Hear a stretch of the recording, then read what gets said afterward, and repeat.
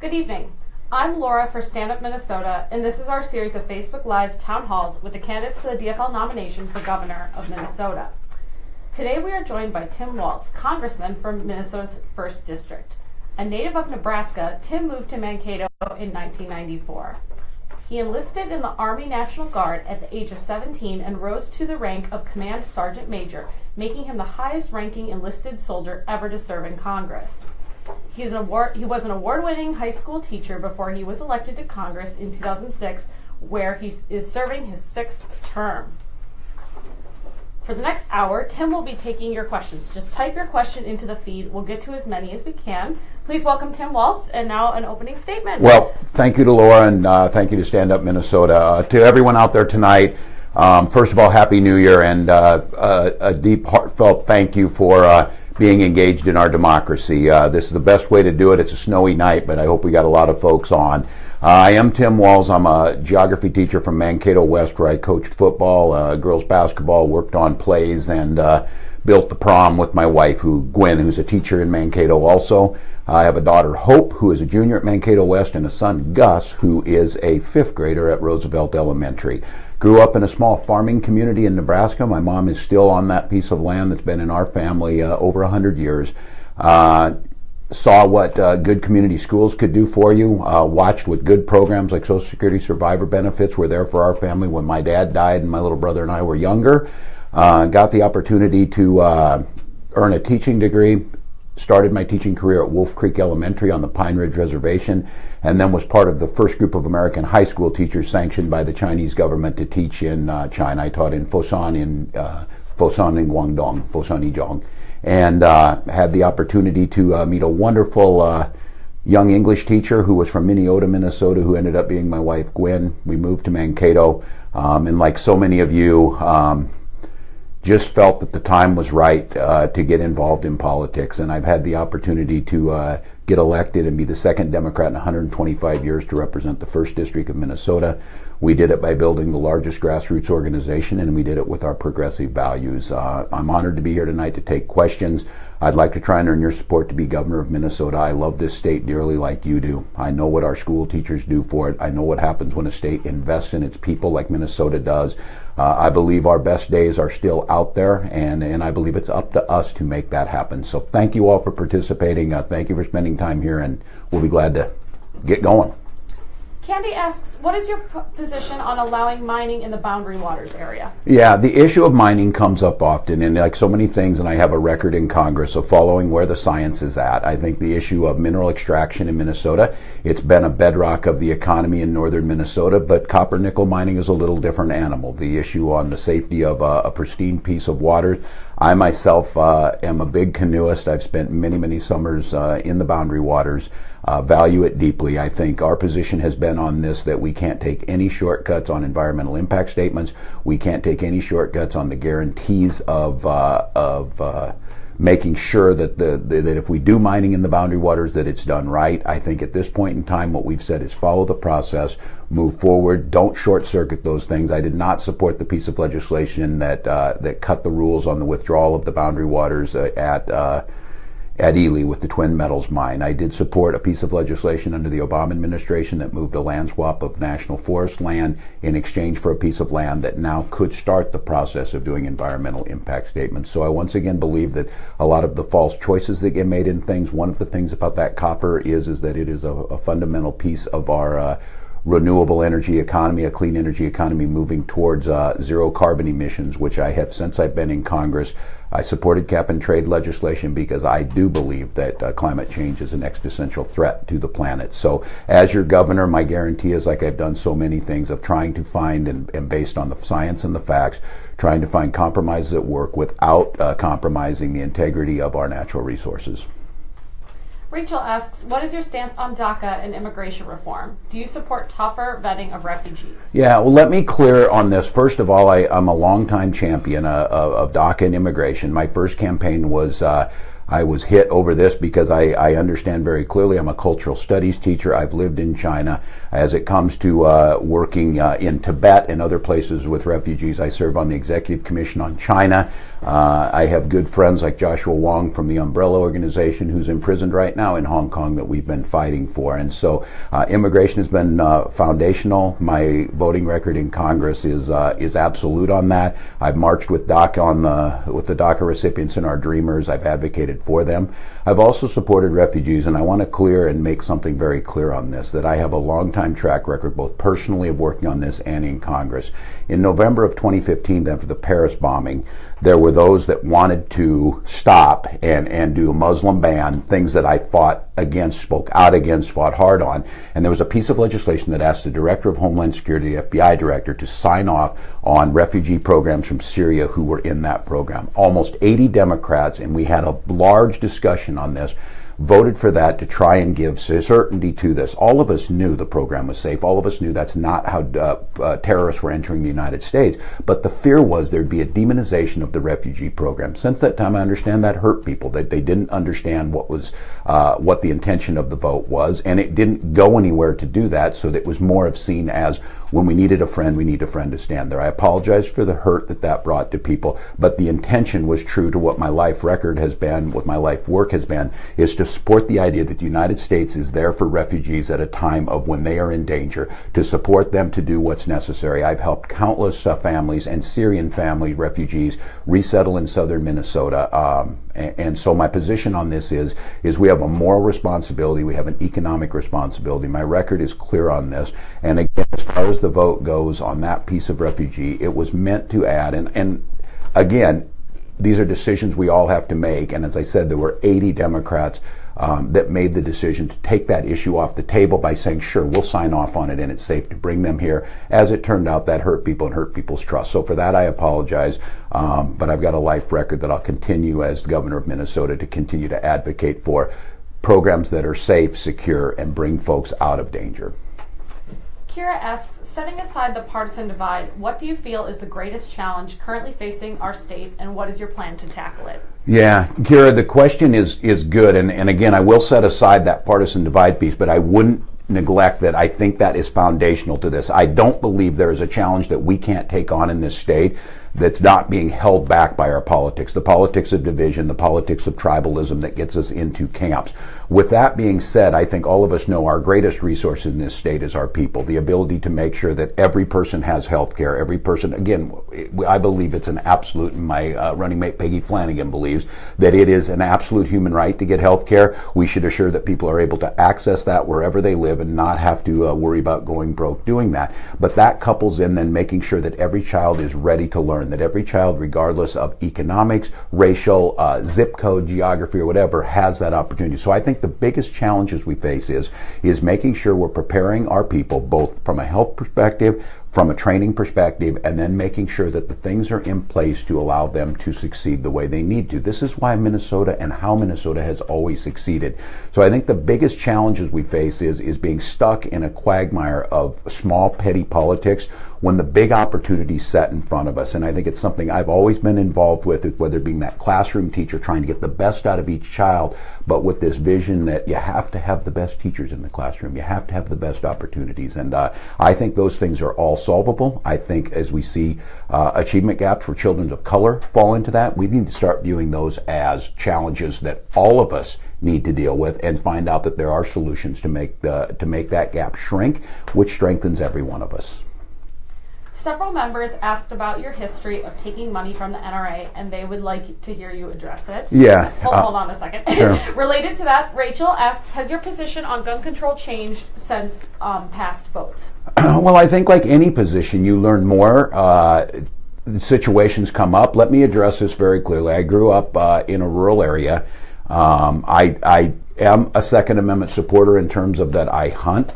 I am mostly a sports shooter with trap shooting, and I grew up pheasant hunting with my family. I grew up at a time when the NRA was about gun safety and not the extremist organization they are now. I've never been a member of the organization.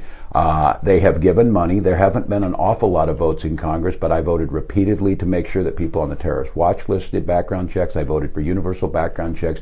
I voted for the Center for Disease Control to do research into gun violence. I understand the distraction of taking the money, and as I tell people, I'm in the second most Republican district in America. I defeat Republicans 6 times in areas where Donald Trump won by 15 points. I use that NRA money to advocate for marriage equality, to advocate for a woman's right to choose, to advocate for the ability to collectively bargain for things that we all share in common. But I understand the distraction this was. We donated the money to the Intrepid Heroes Fund. I think my position, like so many responsible gun owners, and I think I'm the person to be able to do this, is one that you do have a legal right and a constitutional right to keep and bear arms, but that doesn't mean that you need to have a gun in a school. It doesn't mean that there shouldn't be. I voted against this idea of reciprocity, that states that have no background checks and no training allow you to carry concealed weapons. That doesn't make sense. If there's people that are willing to go through and do the proper training, I think we can strike a balance on this. But I would end with this piece of it. The broader issue from the gun ownership and also a mental health piece. What I really worry about when people get into the mental health area I've spent a lot of time on, especially dealing with veterans and veteran suicides and mental health parity, is the idea of the demonization of seeking mental health care, or the idea that if someone seeks mental health care, they're instantly violent, and that equates to gun violence. That is not the case. And so as governor, I think I give us the best chance to actually do some things to reduce the gun violence in our state. Universal background checks is a great place to start, and I think an understanding amongst folks who are concerned about this, especially, and gun violence isn't just in the urban areas, it's in rural areas too, but the folks that can help us solve this problem are those responsible gun owners out there whose hearts break every time something like Sandy Hook or Las Vegas happens. They don't want those things to happen either. They simply don't understand why every time one of those happens, they're blamed for it, even though they followed the rules. So I hope that addresses it. I understand this issue. I understand, as I said, that the NRA is not the NRA I grew up with and some of the concerns. But again, if we really want to tackle this, I think I'm best positioned to be a person who has the credibility to do so. We have a 2-part question from Shannon. She asks, what is your stance on the permitless carry and stand your ground bills that are currently in the Minnesota House and Senate? And would you support the gun violence protection order bill? Yeah, on the first two, I am opposed to those pieces of legislation. I think that the permitless, I think, just like so many things, there's folks that aren't myself, if I were going to buy a shotgun or whatever it may be, to go out and go through the proper paperwork of being vetting that and do the background check and do what's necessary. The stand your ground piece of legislation is that we can do much better as a society. We can do things where we start to get at the root causes of some of the violence. We can start to get the interaction with law enforcement. So I would oppose both of those. And the gun violence protection order bill, I think this is one that that I think has a lot of merit in it, and some of the issues of the redlining of this. When we have family members or we have things where we know people, whether it's a domestic violence issue, of starting to, are there some triggers there that we can do this? I think you have to strike the balance between constitutional rights, the due process of individuals, but also erring on the side of we can prevent some of this violence. So I am certainly open to looking to refining and moving those. That I think this is an issue in our society that is unacceptable. There is no simple answer to this, and I tell people this, I don't simply believe if the NRA went away tomorrow that a lot of these things would be solved, and I don't believe that necessarily just the expansion of mental health care would certainly help, but it has to be, we get to the heart of what separates us and what causes some of this violence, and I think a lot of it is that the splitting of the folks who are truly aligned on values on this, but somehow get to see like there's a gun control and a gun rights advocates, if you will. These are citizens that have the same goal, the ability to not infringe on people's constitutional rights, but keep their citizens and their fellow citizens safe. I think there's a place in there with a lot of good can be done. Raphael asks, how can you protect our National Guard units from repeated deployments overseas when no war has been declared by Congress? Well, first of all, thank you for the question. I have fought this issue of the authorization of the use of military force, the AUMF. the absolute, the wars of choice, and it's one of the reasons I ended up in Congress after coming back on one of the deployments myself, the deep frustration on this. I have been working with a colleague of mine from North Carolina, Walter Jones, about trying to force this issue and possibly even if we have to force it in the courts to try and have Congress debate this issue of AUMF. I am the Democrats' ranking member on the House Veterans Affairs Committee. I'm very proud of the bipartisan work we've done to support and care for our veterans. But I, like so many of you, and Raphael's question out there is, if you really want to support veterans, don't create any more of them. And this issue of undeclared wars and Congress's capitulation of its responsibility, I have continuously voted to bring these AUMFs back to the floor. I would ask all of you out there with the voice that you have, because all power emanates from the people, this is unacceptable. I will continue to force the issue, and I share, I think, the concerns now with the current occupant of the White House, that any day is another opportunity to get us in a war of choice, that this nation's multitude of soft power and multitude of ability to bring peaceful solutions is being undermined, whether it's funding the State Department or making sure that groups like USAID are out there alleviating some of the causes of war, which the hunger and the dissatisfaction and the movement and immigration of folks caused by famine and unrest. So I will continue to push this. I think why this is a congressional issue, I think I bring more experience than ever been brought to the office on this issue, especially foreign policy and the issue of national security. And I think having that voice of someone who, again, I take it as a responsibility, the highest ranking enlisted military personnel to ever serve in Congress, it gives me a platform to have a voice that this nation's best interest is always to avoid military conflict as a very last resort, and this over-reliance on the state's National Guard, which have done a fabulous job, and they're prepared to do what they're going to do. But we as a people and we as elected leaders have a responsibility to give them an ethical and winnable mission, if they're going to do it, that's in the betterment of this nation and all people. So I'll continue to push on that. And any voice you can raise, it is absolutely unacceptable. Thinking about this, I was deployed with my Guard unit under the AUMF that was signed into law right after September 11, 2001. We are operating in over 60 countries on that AUMF today with absolutely no debate on the House of Representatives, and as Raphael pointed out, no votes. That is absolutely unconstitutional and should be challenged. Ellie asks, what will you do to confront the racial disparity in Minnesota? Yeah, and this is one that I think that as Minnesotans, we know this is unacceptable. Of so many things we're doing right and we should be proud of, the issue is in this day, and it's simply factual on this.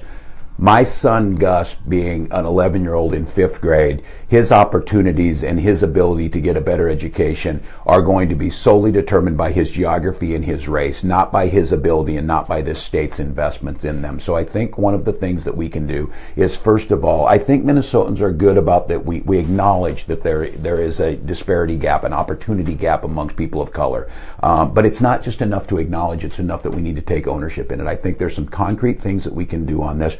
Wraparound services that make sure and understand that the challenges of a child getting to school, and I know this as a teacher for over 20 years, if a child comes to school hungry, or a child comes to school in a situation where they've been in trauma, or a child comes to school without all the preparation because their parents are working their tails off and have no good opportunities for child care, all of those things set that student back. And it's unfortunate, but in those first probably by 3rd grade, and we know most of it by the time they even enter school, a lot of things are set. So wraparound services, fully funding those programs. I think what we need to do, and I see this too, when I was teaching in Pine Ridge, one of the things that I knew would have been much, much better for those children if they had a teacher that looked like them and spoke Lakota. And I think it's one of the things that we as a state have to realize. How do we recruit and retain teachers of color and those wraparound services that are in schools and give those opportunities? And what we need to do, once again, is talk to the broader Minnesota about why it's in their best interest. We're going to have a worker shortage. We're going to have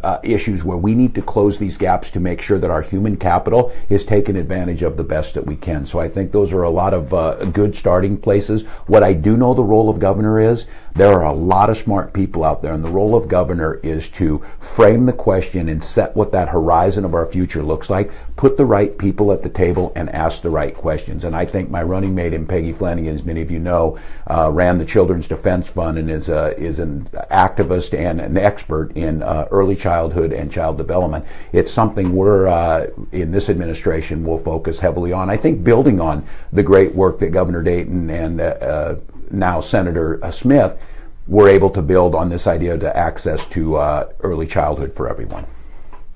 Ava asks, as a teacher, what do you see as your role in shaping our education system? Yeah, well, it's been over 100 years since a full-time public educator has been in the governor's office, and I think one of the things is the respect for the profession. The idea of we've got folks in the legislature who want us to go all of their time trying to figure out how to punish or get rid of teachers when our real issue is how to recruit and retain the best quality educators. I think one of the things is we have those folks in there, and then the ownership that parents feel in this, that they own their community schools. And I think that's another example, going back to the last question, of community schools with wraparound services that have that buy-in. I think this idea of being a public school educated individual, someone who's worked in those schools, and someone of a parent of two young children who are in that system right now, of being able to make the case that this is certainly not a politically divisive issue. This is one that we care deeply about. And for those who make the case that they're always worried about the bad teachers and how we get rid of them, trust me, the people that really, really have a heartache with bad teachers are the good teachers that are out there, and that's the vast majority. So we continue to come around these things that seem to be about punishing people rather than getting them in, seem to be about not allowing the parents to be able to be there to make sure some of those choices are there, and then to make sure using the science and the best practices we know to alleviate and make sure that that achievement gap or that gap for children of color never develops itself, because it's much easier to prevent it than it is to try and fix it on the end. So I think having, as I said, a teacher-in-chief, if you will, a teacher in the governor's office, a public school educator in the governor's office, takes that perspective that so many of you out there who are listening right now, it was the work of those schools that invested in us, that gave us the opportunity to succeed. And I think as governor, I want that tradition to continue in Minnesota. Raphael says he salutes your answer to the question about the National Guard, by the way. Oh, so. Thank you. You're right on. And please, if I can say anything on this, activism. With any administration, and I want to be very clear on this, I challenged the Obama administration on this very issue. It's just that there seemed to be a lot more stability amongst the Obama administration in terms of decisions they made. Now more than ever, we need to speak up. So thanks, Raphael.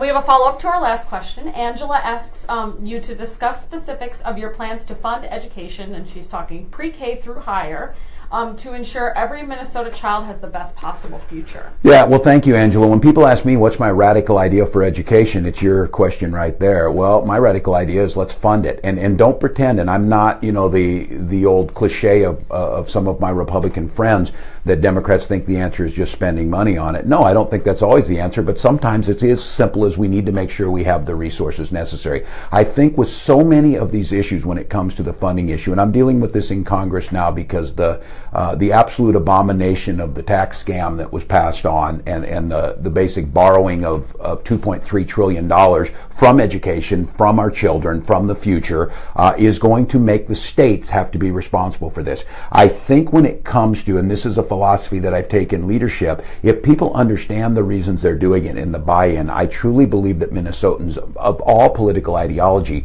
understand that the bang for the buck that we get and the return on the dollar we get by educating folks is worth it. So I think one of the first things we need to do is restoring faith in the system, restoring some respect for the profession and of our importance of our public schools, restoring the belief that we are doing this better than anybody else, addressing those issues where we're failing on opportunity gaps for children of color, and then making the case that where we're going to spend those dollars and asking people if they're willing to invest in that. And then I think we need to make sure that we're targeting that correctly, and I'm very frustrated by this, that what Minnesota did so well, and again, it's not a hearkening back to a time that everything was perfect, but there was more equity of funding. We've got schools now in greater Minnesota that are holding bond referendums with low amounts of property tax being able to be brought in, that are making them have to pass referendums to fix their roof. I celebrate every time a school passes a referendum, but we shouldn't be having that. So I think equitable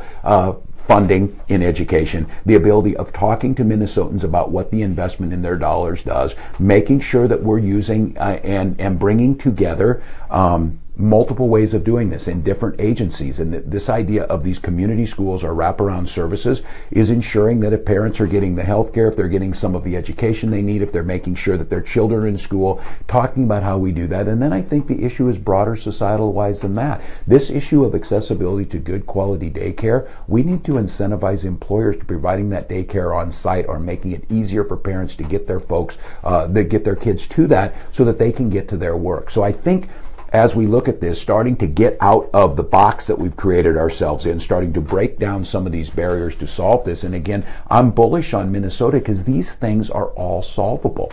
We do a lot of things right, but it's our politics in many cases that gets in the way. I would make the case on this is, if you're a Republican free market person who cares about the economy, the one thing you know you need is abundant, well-trained workforce. So all of these things will lead to that. Laura and Rachel ask, what is your vision for healthcare reform, especially regarding access to care, sexual and reproductive health, and single payer? Yes. Well, first of all, I ran in 2006 on the idea that healthcare was a basic human right. I proudly voted for the ACA, and I voted over 50 times to defend it. I knew when we did the ACA that it was a journey, not a destination. It improved access for millions of people. It took away pre-existing conditions, and it did many things right. It did not solve all the problems, the individual markets and some of those things. So over the last 9 years, instead of addressing those things, we're having this fight over insurance reform. So one of the ways I would say is we've got to get people in, and Peggy and I believe that maybe a Minnesota Care buy-in, Medicare for all is the first place to start on this.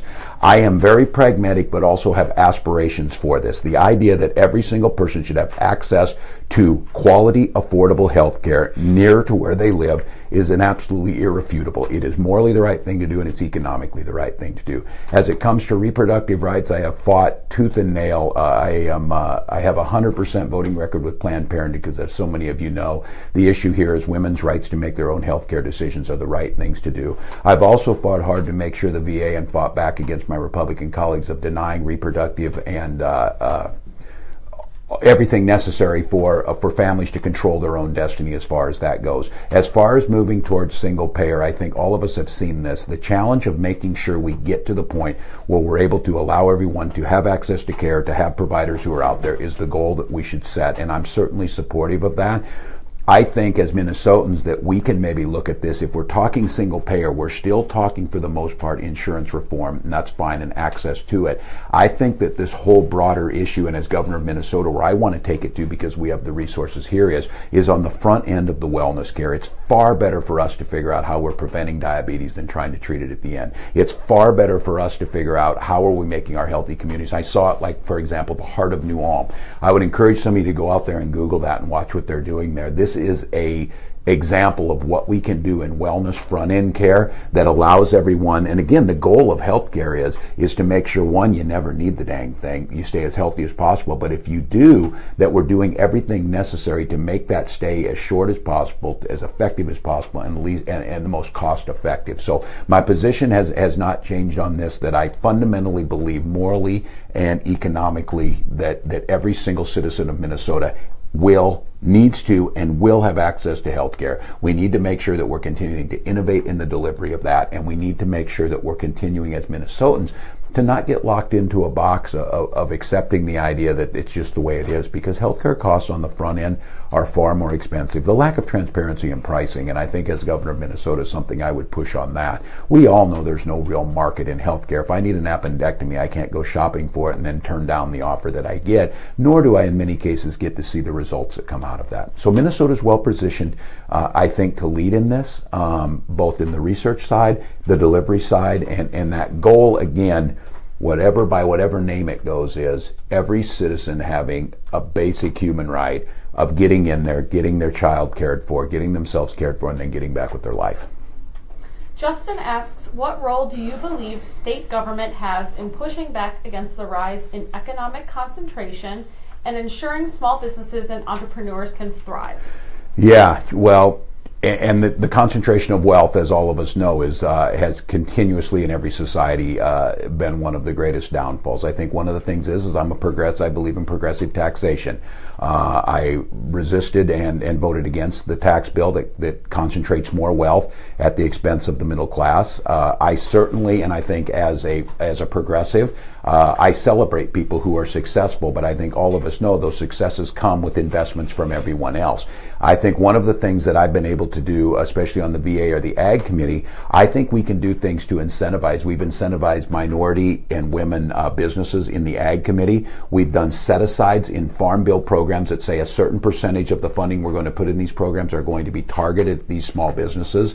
I think those are the types of things that we can use the tax code in Minnesota to be fair. And I think no one doubted that we needed to do tax reform, but we have a more unfair system now. And I think here we saw this, that the people who were more fortunate here were willing to put their money in. And I think the vast majority of Minnesotans are willing to pay their taxes if, one, they believe they're fair, and two, they know where they're going. So I think some of the things we can do is incentivize that sense of it. I think we as progressives need to not get caught in the trap that we are somehow jealous of those that have or whatever. We know, and everybody here listening knows, the hardest jobs any of us ever worked paid us the least amount of money. So it's not about effort. It's not about wanting to be there. It's about a system that doesn't reward that. It's why I've supported a $15 minimum wage in Congress and voted for that. It's why I said until we raised people's incomes to a living wage, that I return anything I get in raises back to the Treasury. It's things of trying to live your life that way, of understanding that people are just trying to make it work. So those are things as governor I think we can do, and getting buy-in from the business community to understand this too. I firmly believe the vast majority of our employers, and especially small businesses, really, really want to do this, and we should work with them to make sure we're coming up with solutions. Nicole asks about the challenging climate for jobs in the northern part of our state. Northern Minnesota is willing to gamble with the very fabric of their culture by approving Polymet because they need jobs. Can you offer them a better option? Yeah, well, Rach, I think you're right that that's part of it, but I also don't understand, and I say this too, is I was a teacher. That's far more than my job. It's not just how I paid my mortgage. It's who I was as a person. It's how I viewed the world. And so I think an understanding on this is that there is a cultural piece to this. There's a sense of identity that comes with this. And I don't think it's that much different than farming in southern Minnesota. It's who you are. It's producing new wealth off the land. And granted, when you have economies that are dependent on one economic activity, that can be somewhat of a risk. So I think the question was, what was the second part of that one again? I think, yep, no problem. If you said, just asking about and can you offer them a better option? Yes, yep. and I think it's not about, I think as governor, my job is to bring the folks together, but one of the things I talk about is, I think it's this mutual respect in this, and I know that those of you who are out there listening care deeply. I am, as I said, the Boundary Waters is it's a piece of who I am, a fabric of who I am, and my family has deep ties to the Boundary Waters. We all know that's there. So do the people in northern Minnesota. They care deeply about this too. And I think this idea of dividing is that you've got mining advocates and you've got clean water advocates. I think there's a potential to be both. And I'm not being Pollyannish. If the science says you can't do this safely, you should not do it. If the science says you can and there's guarantees put in place. But I think where we miss this is that copper and those minerals that are there, those precious rare earth metals, are going to be a big part of that clean energy economy. But here's the thing I think the governor of Minnesota and the business community and all of us talking about is that the biggest risk comes with the extraction has the least amount of economic gain. There's more economic value added in the refining of those minerals, but we all know the big economic gain comes with turning that copper into the Tesla engines that we're looking for in the future. So I think we make the case on this. How we talk to folks about this is starting to look at what is our role in the future, what are some of those things we can go there. And I know there's other opportunities, and there's multiple opportunities, whether it's not just necessarily tourism, it's small business ownership, it's all of those things. But I think there's going to be this role. It's going to be there. It is going to change over time. But I think the understanding that your neighbors up there, really just like all of you listening, want to do the thing that's in their blood, that's their passion. They want to be able to provide for their family, and they want to live in the places where they live. And I think it's our responsibility to not try and deny that, but again, not cutting corners on the safety and the safeguards, and we can continue to get better at that. So as governor, I think that's how we talk about it. I think about shooting for the future. If we're got the most copper and we're going to take that risk to do that, and if it turns out we can do that by minimizing the risk, and I know those of you who are out there listening say you'll never be able to do that. That may be true, but if you could, I don't think we should stop without thinking about, why aren't we manufacturing the Teslas? Why aren't we making the solar panels here that we know are the key to the economy and clean to that, and the key to that carbon-free future that we must get to sooner rather than later? Can I just ask a clarifying question? Sure. When you talk about risk and minimizing risk, like what does minimal risk look like to you? Like, how would you define it? Well, I think on this one is that you can't, this is a case of in an incident like this is a zero-sum proposition. You cannot have a leak of a holding pond into, and when you're talking polymet being in the different watershed than the twin metals, I think this is a zero-sum. And I know those of you who are listening are saying it's never been done, can't be done. I have not said it could be. And I think that we have a responsibility to see the technologies coming, the safeguards and the liabilities that are put in place, to start thinking in that direction. What I would ask is not for us to close ourselves on either side of this. I think there's an understanding, I see this up there, of people involved in mining who have a passion for those clean waters, and they too share that concern. And I think it's that understanding I would come back to, as we said, it's more than a job, it's a perception in life, and these are folks that, there's folks that will play on our political divisions and try and drive this wedge between us, not just inside the DFL party, but as citizens of Minnesota. And I think we still have to follow the science, do what's right, and understand we do have, and I hear what you're saying, Lauren, that this is a legacy, and we're watching this with this administration. They see our natural and our natural national parks as opportunities to sell. The offshore drilling, for example, ANWR. Drilling in the ANWR, the Arctic National Wildlife Refuge, was stuck in the middle of the night into the tax bill. That's outrageous. It's outrageous even if you think we need to drill for oil, which we don't there. And I'm pragmatic about the transition to a clean energy economy, but I think for all of us, it's going to take good people to come together and find out if there are some workable solutions. Jane asks, how will you reach out to the voters in rural Minnesota who almost turned our state red? What do you see as the most important issue to tackle first? Yeah, well, I am one of those people. I'm one of the last 10 rural Democrats left in the country. I'm in one of the 4 districts that President Trump won by 10% or more and voted for a Democrat. They didn't vote for me because I was aligned with his policies. They know that I was progressive in my policies, but they know I cared about where they were at. The reaching out to them is speaking to folks of where they're coming from, showing that mutual respect for their at, understanding that there are differences in greater Minnesota and different challenges. But for example on this is that we need, and one of the first and the most important issues to tackle, all of those things are true in greater as well as here, healthcare, education. But I would argue one of the things that we can certainly come together on, and I think start to heal this rift of greater Minnesota versus the Twin Cities area, is this issue of transportation funding. The reason that Highway 14 isn't built 4-lane in southern Minnesota is not what our Republican friends say. It's because we're building transit projects in the Twin Cities. It's because they're unwilling to invest in transportation the way it should be. And I think when we talk to folks and see with an understanding that more tax dollars flow out of the Twin Cities areas to greater Minnesota, but greater Minnesota has economic activities that benefit the Twin Cities. It's uniting around that one vision, that one Minnesota. And I think it's a message I've been able to take to areas that in many cases we haven't been able to win a lot. As I said, it's the second Democrat in 125 years to win in southern Minnesota, but I don't want to win in rural Minnesota because I'm a Democrat or win for Democrats. I want to win because our policies improve greater Minnesota. They improve our schools, they improve our roads, they improve our access to rural health care. And I think that's a message that unless you are tightly ideologically unwilling to listen, many people are. And I mean, that's proven in these elections where people were willing to split ticket and vote for President Trump and vote for me. There's a lot of fans of Peggy Flanagan in Stand Up Minnesota. Can Yes. you say something about her role in your administration? Yes, well, there's a lot of fans of Peggy Flanagan everywhere. I would say this that some of you may not know. I was a high school teacher, returned from a deployment with my Guard unit back in 2004, incredibly frustrated, and I can't believe I said this at the time. I thought maybe the current administration under President Bush, I hadn't seen anything that frustrated me so much, but fast forward to today. But I decided I was going to get engaged, and I didn't know how to do this, so I found a Camp Wellstone, and they were just getting started, and I went to a Camp Wellstone, and at that training, I had the most wonderful trainer, passionate, brilliant, articulate, and I went home and I told my wife, I said, I think this, I didn't realize it. I said, politics is about relationships and I want to be there. That trainer was Peggy Flanagan.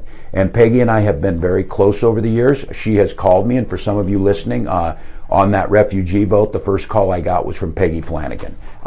She has always been there. We've challenged each other. And the role of Peggy Flanagan in this is that somebody said, how did you pick Peggy? I didn't pick Peggy. Peggy and I decided together on this that Governor Dayton and Lieutenant Governor, now Senator Smith, created a new dynamic of this. I've always been a big believer that the things we do are team efforts, that we have false multiplier. And Peggy likes to say two things. She said, in our administration, the people most impacted by the decisions we make will be sitting at the table. And then she said, we look like Minnesota. Peggy and I come from different worlds, but we had shared values. We came from parents, single parent families when we were still young and our siblings were young.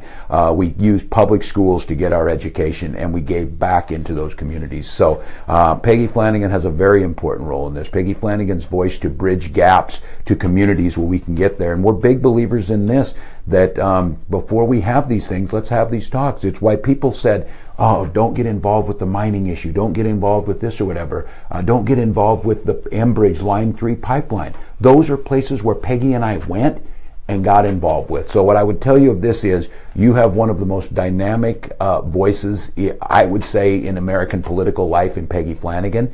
You have a passionate progressive, and you've got someone that I think bridges a gap that in our administration together that creates an energy that maybe we haven't seen. And I would just add for this is that the idea that it's 2018 and Peggy's the first woman of color on a statewide ticket. That time should have been here long ago, but it's here now. And when we win, Peggy Flanagan will be the highest elected Native American woman to ever hold office in the United States. That's Minnesota's legacy. That's who Peggy Flanagan is, and I think that's the things that excites us about why we're doing this. Nicole has a follow-up to her question about northern Minnesota. The fabric of culture Nicole was talking about is the outdoors. Outdoor activities are the binding of the entire northern Minnesota culture. Many of us, including Nicole, live here and stay here for that and their family. Hold on. Yeah.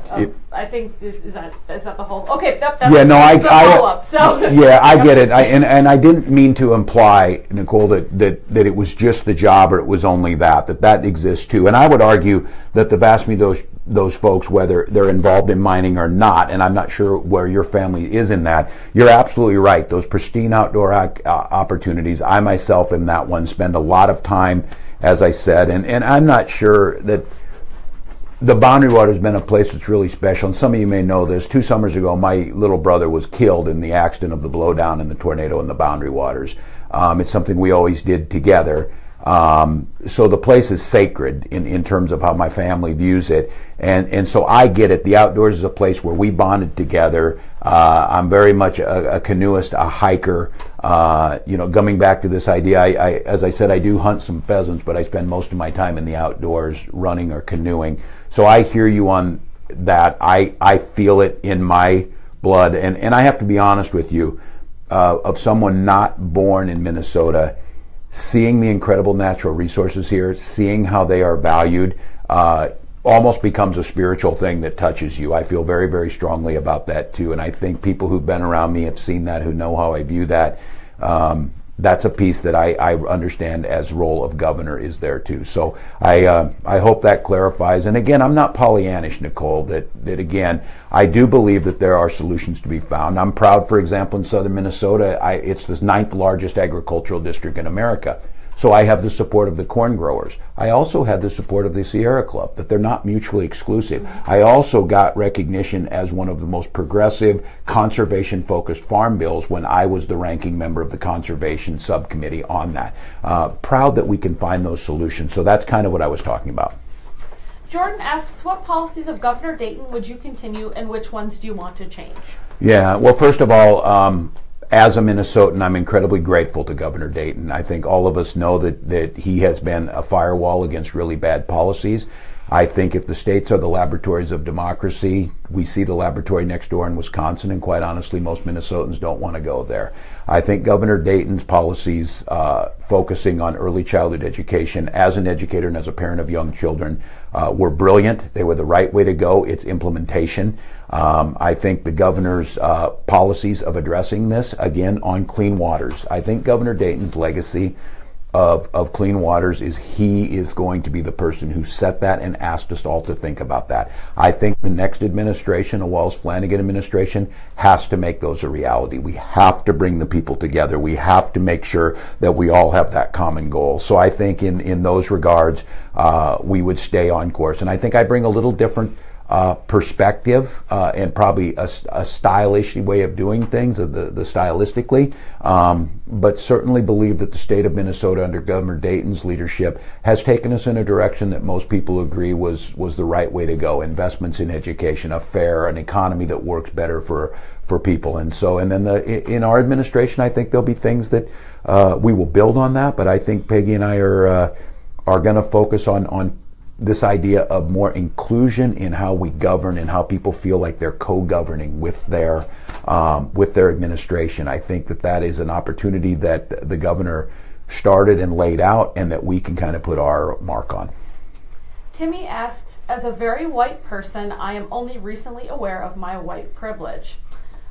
Have you thought about your white privilege? If so, how has thinking about that impacted you? Yeah, and I give the example of how I got into politics when I was going to try and see President Bush speak, and they decided that I wasn't loyal enough or whatever. And I remember thinking of the sense of shame I had with this for the first time in my life, watching people look through me. I recognize, and I see it especially with my children that have been in government, of watching that, but by the grace of God, or wherever your geographic location is, or ethnically, where you have the opportunity. And for me, it's something that, again, I think it's about educating. I've been a cultural geographer. As I said, I've lived in China. I've lived in Pine Ridge.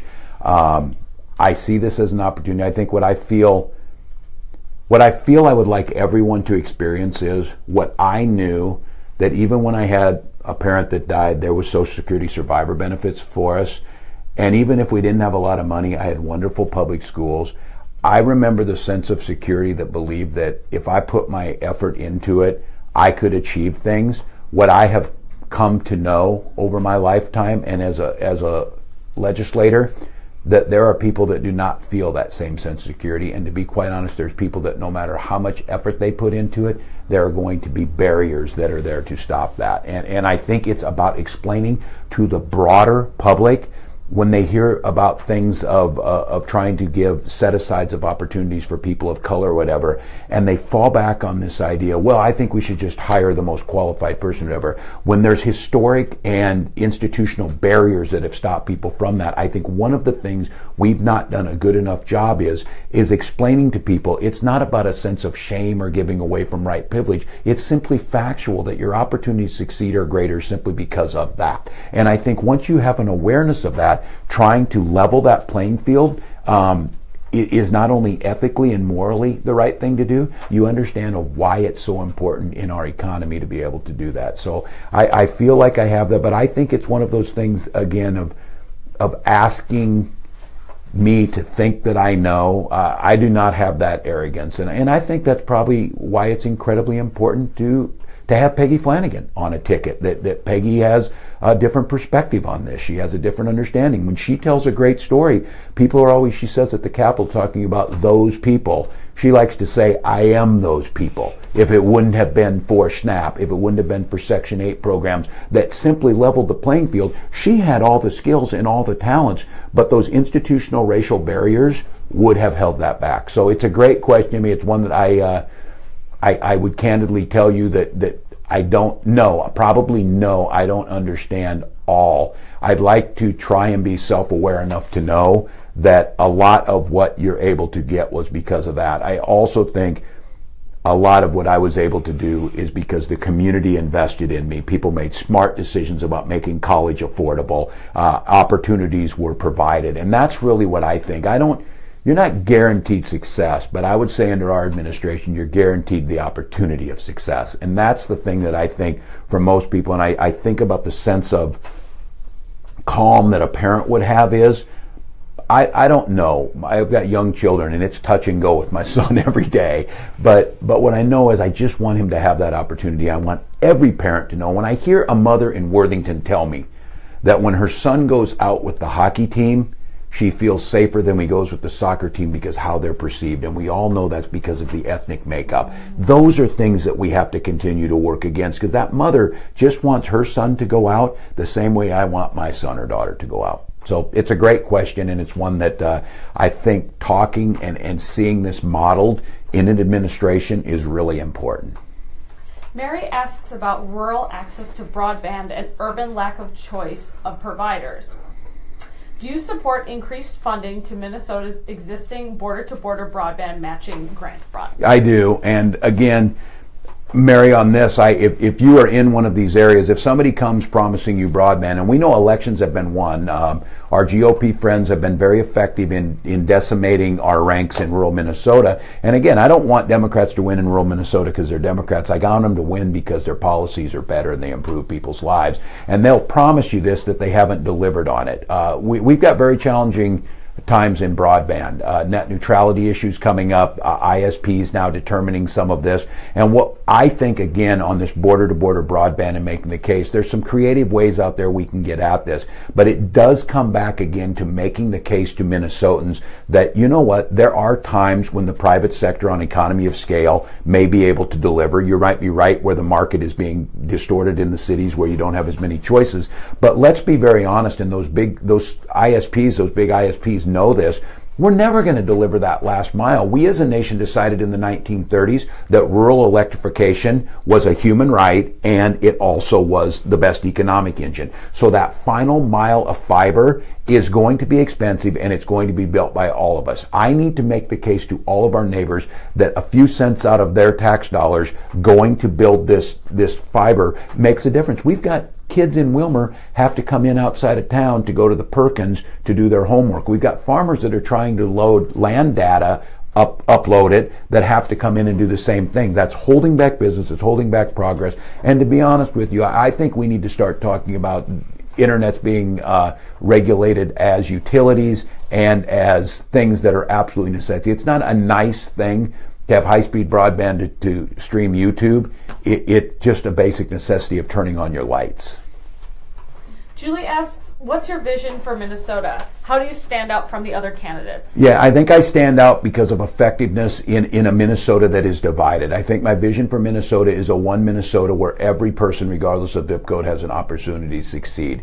I think where I stand out from other candidates is, again, the ability to get people to leave some of their political ideology aside to get effectiveness and get things done. I'm proud in Congress to, this summer, the New York Times wrote a big story and said, if you want to know how Congress should function, look at the VA committee. That's because myself, Phil Rowe, Johnny Isaacson, and John Tester have made it an effort to get that done. And if people always say, well, it's easy with veterans, everybody likes veterans. Well, everybody likes children, and we don't have a children's health insurance plan reauthorized right now. So I think my vision for a Minnesota is a state that works, a one where neighbors come together, where we have differences of opinion, but we use facts to drive our decision making. And again, I think what all of you out there, one of the things that's very frustrating is we have to make it politically unacceptable for people to hold up things like children's health insurance. We need to make it politically unacceptable to make people believe that they can hold up funding or shut the government down because of something they don't like. And I think my role as governor is to give that Minnesota horizon, that North Star vision with Peggy about all of us matter in this. We can bring you to the table. Your government does listen to you. We will be visionary leaning forward, and we'll make sure that if you're here, you have that sense of your children can succeed just like any of ours. Ellie wants to know, can we do something about the caucus process? She joined late to tonight's meeting because her 2-year-old had a meltdown. The caucus process is so difficult to attend for those of us with kids, people with disabilities, and people with jobs at second, third shift. I totally agree with you on this. And I got to be honest with you, Ellie. I was teaching and I had young children. My daughter was 5 when I got elected to Congress, and my son Gus was born 2 weeks beforehand. I had never attended caucuses just because I was coaching, teaching, had little kids at home. I wanted to try and do these things, but it makes it more difficult. I'm a firm believer anything we can do both in the caucus process and elections. Why we're not voting early by mail, why we're not voting on Saturdays, why we're not enrolling everyone to vote at the minute they turn 18. Anything we can do, and I think the caucus project of being more inclusive, the idea of people who come to caucuses, they're engaged in their society, but I do know this too, there's others that really, really want to do this, but they're just busy with life. So whatever we can do to broaden that process, whatever we can do to flatten the democracy, I would make the case of the technology of doing what we're doing tonight. We have these town halls and then we act like we're really doing something when the 200 people can get there. Let's be very honest. A lot of people who can get there have enough money that they're able to get there or pay a babysitter or whatever. We're self-selecting people on that. When we've got folks that are working hard, they're out, they're doing this. So whatever I can do, I love the idea of engagement. I value the caucus process. Peggy and I fully intend to be endorsed by the DFL, but we want to be much, much more inclusive of folks who maybe don't feel a part of that process. There's a home for you here. And that's why I think this bringing up Stand Up Minnesota, the Indivisibles, all of the things that are happening out there on grassroots organizing. I see my role many times as governor of Minnesota. I don't sit at the head of the table all the time. I'm just one seat at the table. And I think all these new activism gives us an opportunity to govern differently. We want to run this campaign as a model of how we're going to govern. We have about 5 minutes left, and we have another question. Emily says the DFL is losing the farm and labor part of the vote. How do we bring them back in to the party without alienating the urban progressives? Yeah, and I think this goes both ways. I think it's about understanding. I obviously have the farmer and labor part that's out there, but I think this isn't about capitulating to one or the other. I think it starts with this idea of making the case of why our policies work, making the case to a number of people who, again, just like the previous questioner asked, are really busy. I think we make the mistake that everybody's living this every day, that they're getting up in the morning, they're making their kids lunch, they're trying to get out to work, they get home, they're tired. I think what we can do is make the case, and they've seen this, that the policies that made the DFL so strong was investments to make this state stronger all the way across the board. Equity and education funding. They invested in transportation, and our roads were better than anyone else. We invested in higher education and research better than anyone else. And I think the way we win back those farmer and labor is having that discussion, having that respect. I tell people, if you were a miner up north, the Republicans are going to give you great talking points. The minute I'm elected, you can mine. Well, that's not true, and it's not what they want, the right way to go. But what you can be sure is the Republicans are going to take away your collectively right to bargain and those type of things. So I think for me to make the case is working class people, and we know they were frustrated. I knew they were frustrated. They voted with Donald Trump that makes so many of us so angry. Well, this is an opportunity. There is a space open there to show them that these are folks who gather together that care about fairness in the workplace, that care about your access to health care, that care about how your children are educated. And to be very honest,